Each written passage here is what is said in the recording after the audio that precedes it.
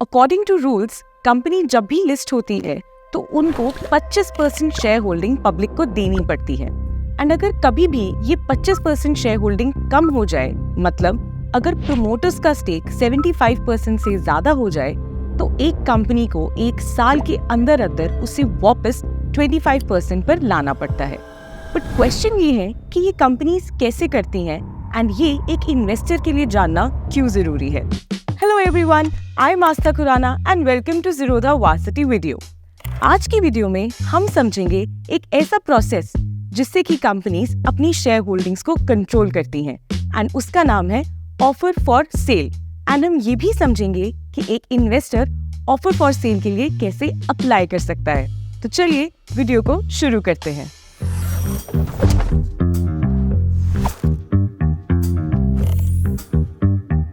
Offer for sale का मतलब जब भी कंपनी के प्रमोटर्स अपने शेयर्स पब्लिक को सेल करते हैं, यानी कि अपना स्टेक कंपनी में रिड्यूस करते हैं। अगर प्राइमरी मार्केट में ओएफएस आ रहा है तो वो प्रोस्पेक्टस के थ्रू लाया जाता है एंड सेकेंडरी मार्केट में एक्सचेंज में लेटर ऑफ ऑफर के जरिए लाया जाता है। अगर मैं ओएफएस का एग्जाम्पल प्राइमरी मार्केट में बताऊं तो वो था सुला विनयार्ड्स का आईपीओ, जहां पर उन्होंने न्यू शेयर्स नहीं इशू किए बल्कि उनके प्रमोटर्स ने ही अपने स्टेक को रिड्यूस किया। उन्होंने 2,69 लाख तक के अपने शेयर्स पब्लिक को 960 करोड़ के लिए सेल किए। आईपीओ वाया ओएफएस एक तरीके का आईपीओ ही है, इसीलिए इस तरीके के ओएफएस को अप्लाई करने का प्रोसेस एग्जैक्टली आईपीओ जैसा ही है। अब आईपीओ क्या है, क्यों होता है, उसके लिए डू वॉच दिस वीडियो। अब बात करते हैं ओएफएस की सेकेंडरी मार्केट में, यानी कि एक्सचेंज के थ्रू प्रमोटर्स अपना स्टेक कैसे रिड्यूस करते हैं। सेकेंडरी मार्केट में प्रमोटर्स के साथ साथ नॉन प्रमोटर्स भी अपना स्टेक रिड्यूस कर सकते हैं थ्रू ओएफएस एंड ऐसे ओएफएस में प्रमोटर्स भी अप्लाई कर सकते हैं। सिर्फ एक चीज का ख्याल रहे, वही कंपनीज ओएफएस के लिए अप्लाई कर सकती हैं जिनका मार्केट कैप 1000 करोड़ से ज्यादा हो। अब इसे एक कंपनी के एग्जाम्पल से समझते हैं एंड ये है मान्यवर के ओएफएस का एग्जाम्पल। इस एग्जाम्पल में आपकी नजर 2 चीजों पर पड़ी होगी, एक तो participants retail and non retail and दूसरा prices, floor price and cut off price. अब इन सब का क्या मतलब है, चलिए सिंप्लीफाई करते हैं। नॉन रिटेल इन्वेस्टर्स मतलब वो इन्वेस्टर्स जो कि 2 लाख से ज्यादा की अमाउंट के लिए बिड करते हैं। रिटेल इन्वेस्टर्स मतलब वो इन्वेस्टर्स जो 2 लाख से कम की अमाउंट के लिए बिड करते हैं। फ्लोर प्राइस मतलब वो प्राइस जो कंपनी फिक्स करती है जिस पर सिर्फ नॉन रिटेल इन्वेस्टर्स ही अप्लाई करते हैं। एंड कट ऑफ प्राइस मतलब वो प्राइस जो डिटरमाइन किया जाता है फ्लोर प्राइस से एंड इसके ऊपर सिर्फ और सिर्फ रिटेल इन्वेस्टर्स ही बिड करते हैं। अगर non retail investor floor price के नीचे and retail investor cut off price के नीचे बिड करते हैं तो ऐसी बिड्स को रिजेक्ट कर दिया जाता है। अब अगर हम एग्जाम्पल को एक बार फिर से देखें तो हम ये देखते हैं कि नॉन रिटेल इन्वेस्टर के लिए सिर्फ फ्लोर प्राइस दिया जाता है, cut off price and quantity not applicable है। तो वहीं पर रिटेल इन्वेस्टर के लिए फ्लोर प्राइस एप्लीकेबल नहीं है, सिर्फ कट ऑफ प्राइस है एंड क्योंकि वो 2 लाख से नीचे की अमाउंट के लिए ही बिड कर सकते हैं, इसलिए उनकी क्वांटिटी भी लेट डाउन की जाती है। 2012 में सेबी ने ओएफएस के प्रोसेस को इंट्रोड्यूस किया। इसका पर्पस यही था कि प्रमोटर्स अपने स्टेक को रिड्यूस कर सकें और साथ ही इस प्रोसेस को बहुत ही कम टाइम लगता है। ओएफएस के ऑर्डर्स प्लेस करना काफी सिंपल है। आप ऐसे ऑर्डर्स अपनी ब्रोकर के थ्रू प्लेस कर सकते हैं। इनकी बिड्स के लिए 2 दिन होते हैं, यानी कि T+1 की ट्रांजैक्शन साइकिल होती है। T यानी कि ट्रांजैक्शन डे वाले दिन non retail investors floor price पे बिड करते हैं एंड T+1 वाले दिन retail investors cut off price पे बिड करते हैं। ओएफएस की अप्लाई करते समय सिर्फ एक ही लिमिटेशन है अगर हम आईपीओ से कंपेयर करें तो, क्योंकि ये सेकेंडरी मार्केट में लाया जाता है इसीलिए इसको एक सर्टेन टाइम पीरियड पर ही अप्लाई कर सकते हैं, that is from 9:30 AM to 3:30 PM। एक और चीज, ओएफएस के ऑर्डर्स प्लेस करते समय आपको हमेशा लिमिट ऑर्डर ही पुट करना पड़ेगा, क्योंकि आप बिड कर रहे हो इसलिए प्राइस आप खुद डिसाइड करोगे, इसीलिए इसमें मार्केट ऑर्डर्स डिस्क्वालिफाइड होते हैं। अब हम बात करते हैं ओएफएस अलॉटमेंट की।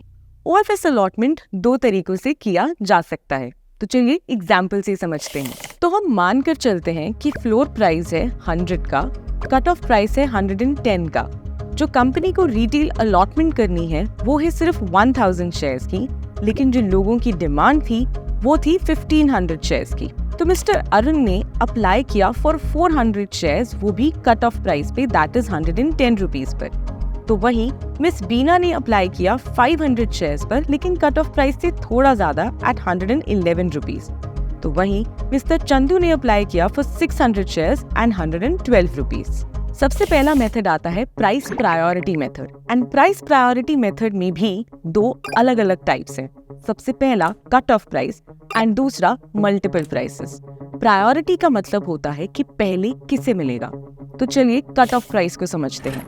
कट ऑफ प्राइस के बेसिस पर सिर्फ कट ऑफ प्राइस को ही ध्यान में रखा जाता है, इररिस्पेक्टिव ऑफ द फैक्ट कि बिड प्राइस क्या है।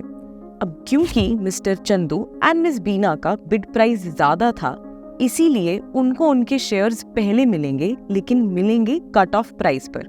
मिस्टर चंदू जिन्होंने 600 शेयर्स के लिए अप्लाई किया था, उनको पूरे 600 शेयर्स मिलेंगे, लेकिन मिस बीना जिन्होंने 500 शेयर्स के लिए अप्लाई किया था, उनको सिर्फ 400 शेयर्स ही मिलेंगे, बिकॉज कंपनी ने सिर्फ 1000 शेयर्स ही अलॉट करने हैं। अब अगर हम बात करें मिस्टर अरुण की, तो उनको कोई भी अमाउंट नहीं मिलेगी क्योंकि वो प्रायोरिटी पे नहीं थे। मल्टीपल प्राइस के केस में जिस भी इन्वेस्टर ने जिस प्राइस पे बिड किया है, उसी प्राइस पर उनको शेयर्स अलॉट होते हैं। अब जैसे मिस्टर चंदू ने 112 की बिडिंग दी थी, दैट इज वाई उनको प्रायोरिटी पहले मिलेगी एंड उनको 600 के 600 शेयर्स अलॉट कर दिए जाएंगे। तो वहीं मिस बीना को भी उनके 400 शेयर्स 111 पे मिलेंगे। अगेन उन्होंने अप्लाई 500 शेयर्स के लिए किया था, लेकिन कंपनी के पास बैलेंस शेयर सिर्फ 400 ही बचते हैं। और क्योंकि मिस्टर अरुण की अभी भी जो प्राइस थी वो कम थी in comparison to mister Chandu and miss Bina, that is why इस केस में भी उनको प्रायोरिटी नहीं मिलेगी। अब हमारा दूसरा मेथड है प्रोपोर्शनेट बेसिस पर। इस केस में रिटेल इन्वेस्टर्स को जो भी शेयर्स हैं वो मिलते कट ऑफ प्राइस पर हैं, लेकिन सबको मिलते हैं। अब इसका क्या मतलब है? कट ऑफ प्राइस था ₹110 का, तो 110 पे mister Chandu, miss Bina and mister Arun, इन तीनों को ही शेयर्स मिलेंगे, but in the ratio of 600:500:400, यानी कि 6:5:4। तो इसका मतलब ये है कि मिस्टर चंदू को मिलेंगे 400 शेयर्स, मिस बीना को मिलेंगे 333 शेयर्स, तो वहीं मिस्टर अरुण को मिलेंगे 267 शेयर्स, एंड इन तीनों को ही उनके रिस्पेक्टिव शेयर्स मिलेंगे कट ऑफ प्राइस पर, दैट इज 110 रुपीज। अब कंपनी कौन से बेसिस पर अलॉटमेंट करने वाली है, ये कंपनी अपने लेटर ऑफ ऑफर में बताती है। जैसे मान्यवर के केस में उन्होंने चूज किया price priority at multiple prices. तो इस वीडियो से हमने ये सीखा कि OFS के जरिए प्रमोटर्स अपना स्टेक एक कंपनी में रिड्यूस कर सकते हैं। प्राइमरी मार्केट में ये थ्रू प्रोस्पेक्टस लाया जाता है, तो वहीं सेकेंडरी मार्केट में थ्रू लेटर ऑफ ऑफर लाया जाता है। OFS की ट्रांजैक्शन में 2 दिन लगते हैं, दैट इज T+1 का ट्रांजैक्शन साइकिल। T डे पर non retail investors floor price पे बिड करते हैं, तो वही T1 पर retail investors cut off price पर बिड करते हैं।